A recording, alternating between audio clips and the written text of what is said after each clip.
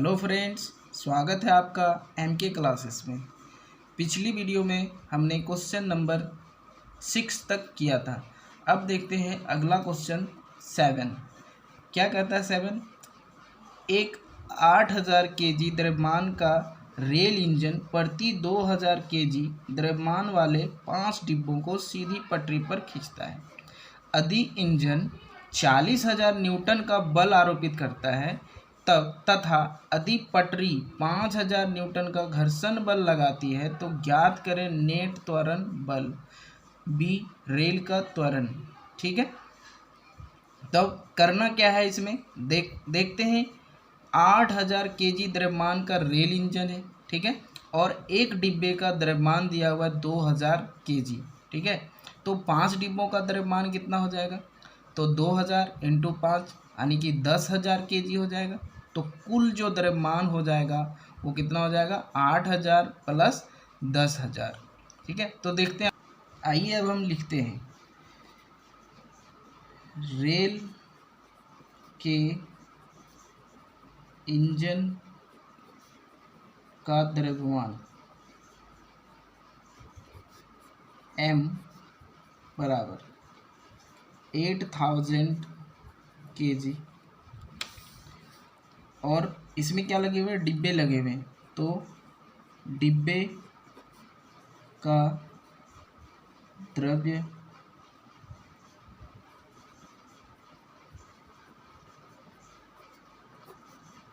बराबर 2000 केजी। ये एक डब्बे का द्रव्यमान है, तो क्या लिखेंगे? इसलिए 5 डब्बों का द्रव्यमान बराबर 2000 × 5 बराबर हो जाएगा 10,000 केजी। अब 10,000 डिब्बे का द्रव्यमान हो गया और रेल के इंजन का द्रव्यमान 8000 केजी हो गया। तो ये क्या होगा? टोटल द्रव्यमान जो होगा वो कितना होगा? 8000 प्लस 10,000। तो हम यहाँ लिखेंगे कुल द्रव्यमान बराबर 8000 प्लस 10,000 केजी बराबर हो जाएगा 18,000 केजी। अब ये तो द्रव्यमान हो गया। अब और क्या दिया हुआ है? दिया हुआ है इंजन जो है वो पटरी पर 40,000 न्यूटन का बल आरोपित करता है तथा पटरी जो है वो इसके विपरीत, ठीक इसके विपरीत 5000 न्यूटन का घर्षण बल लगाती है। ठीक है, तो हमेशा दोनों विपरीत होता है। तो विपरीत जब होगा तो क्या होता है? बल क्या होता है? बल में कमी आ जाती है। तो कमी आ जाएगी तो देखते हैं इंजन द्वारा लगाया गया बल बराबर 40,000 न्यूटन। पटरी द्वारा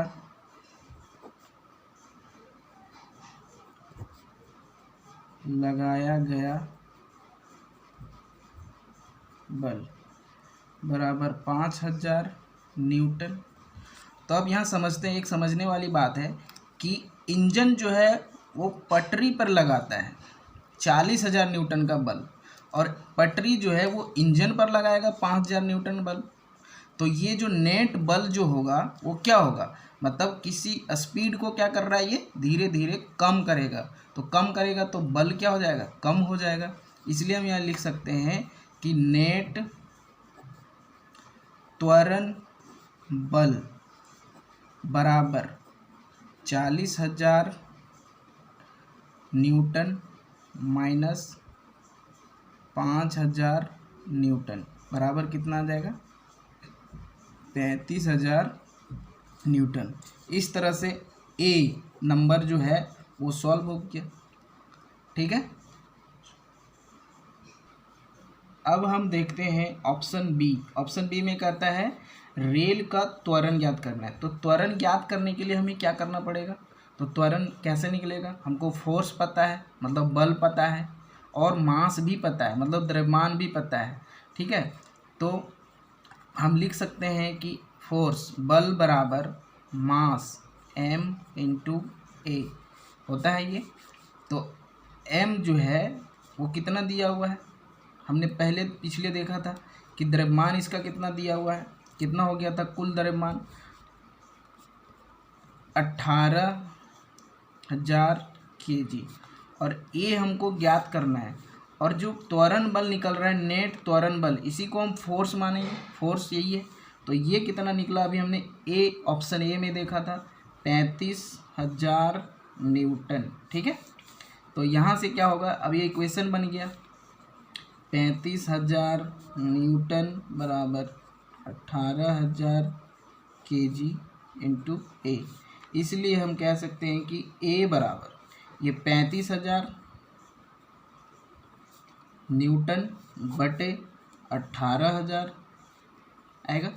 अब ये 3 जीरो कटेगा और ये 35 से डिवाइड करेंगे 35 को, हाँ 35 बटे 18। ठीक है, अब ये किससे कट सकता है, किसी से नहीं कटेगा। तो क्या करेंगे, 35 को 18 से डिवाइड कर देंगे।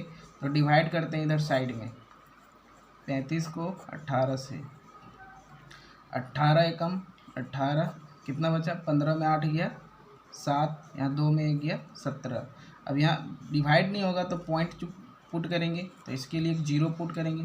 तो 18 का एक टेबल पढ़ेंगे कितना बार में आएगा, तो कितना बार में देखते हैं,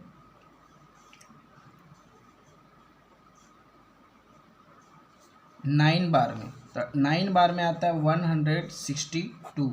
अब ये 8 आ जाएगा, यहाँ 6 कैंसिल हो जाएगा, अब 8 बच गया। अब 1.9 हम इसको लिख सकते हैं कि त्वरण बराबर जो होगा 1.9 मीटर पर सेकेंड स्क्वायर।